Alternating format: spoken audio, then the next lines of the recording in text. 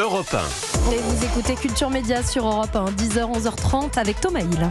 Et avec Hiba Tawadji et Ibrahim Malouf qui nous ont rejoints, deux artistes incroyables en binôme, à la scène comme à la ville. Et alors, vous êtes là pour nous parler de vos nombreux projets, notamment le plus grand concert de jazz instrumental jamais organisé. Ce sera le 10 avril 2027 à Paris, la Défense Arena. Vous allez sortir aussi un album tous les deux en septembre prochain qui s'appelle À la Française, où vous reprenez de grandes chansons du répertoire français avec vos arrangements, vos couleurs. On va avoir un petit aperçu en live tout à l'heure, ça va être magique.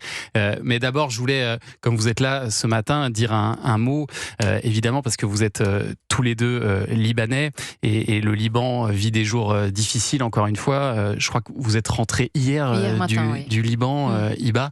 Comment ça s'est passé d'ailleurs ce voyage? Ça a dû être compliqué de revenir en France. C'était compliqué, c'était très stressant. On quitte, mais moi, ma famille, ils sont encore tous au Liban. Sur place, oui.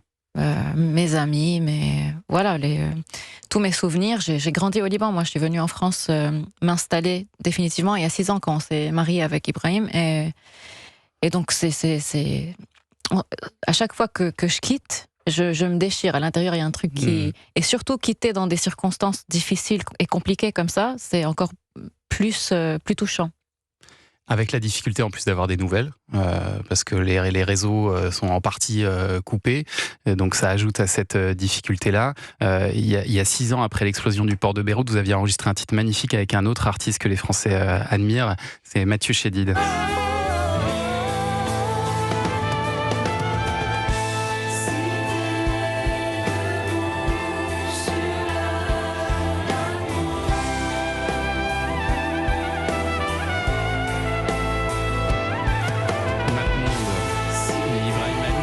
J'ai vu sur Instagram que ce qui vous redonne de l'espoir, c'est d'entendre de la bonne musique faite par des gens bien. C'est surtout ça. C'est de la bonne musique créée et interprétée par des belles personnes. Ouais. Mathieu en fait partie évidemment. Mais c'était un peu aussi ça la note d'espoir à cette époque-là, quand il y a eu l'explosion du port de Beyrouth. Je me suis dit, il faut qu'on fasse quelque chose, on ne peut pas rester comme ça, les bras ballants, à constater les dégâts et tout ça. Et donc, on a monté toute une soirée sur France Télévisions qui s'appelait Tous unis pour le Liban. Ouais. Et on avait réussi à lever plus de 2 millions d'euros pour aider à la reconstruction. Donc, ce morceau-là nous avait un peu unis, justement. C'était sur les paroles d'André Chédid. Et alors c'est ce qu'on va faire ce matin, écouter de la bonne musique faite par des gens bien, vous deux, Hiba Tawadji, Ibrahim Malouf, À la Française. Votre album il sortira le 18 septembre prochain.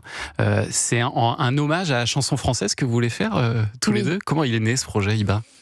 Il est né d'une envie commune de rendre hommage à toutes ces chansons qu'on aime, tous ces artistes qu'on adore, et aussi à une volonté de faire un projet à deux et d'essayer de trouver le bon projet, le bon timing pour le faire, et de vivre ça aussi sur scène, en tournée. Ce qui nous donnerait aussi l'occasion de se voir encore, de faire une tournée ensemble. C'est ça, vous cherchiez un prétexte pour être davantage ensemble en fait. C'était ça l'idée de départ, Ibrahim. C'est pas faux. Je suis tout le temps en tournée, elle aussi, elle joue un peu partout aussi. Parce qu'on se voit, mais pas énormément, pas suffisamment. Et là, ça sera vraiment l'occasion. Et puis cet album, c'est à la fois évidemment célébrer la chanson française, c'est aussi célébrer la francophonie. Parce que c'est des artistes, pas tous français, mais tous chantent en français. Enfin, on chantait en français ou chantait en français. Ouais. Et c'est une manière aussi pour nous de célébrer la France. La France. Pas que la chanson française, mais la France. Ouais. Et c'est peut-être un rôle qu'on s'octroie comme ça le temps de cette aventure-là, mais qui est pour moi très symbolique et très fort et très important, surtout en ce moment. C'est-à-dire quand t'as un regard comme celui que moi je peux avoir, je ne mets pas Hiba dedans, mais qui est un regard assez critique sur notre pays, parce qu'il y a beaucoup de choses à corriger, beaucoup de choses qui ne vont pas, etc. Il faut savoir aussi dire je t'aime. Ouais. Quand on dit des choses, quand on critique les gens parce qu'on les aime, il ne faut pas oublier de leur rappeler aussi.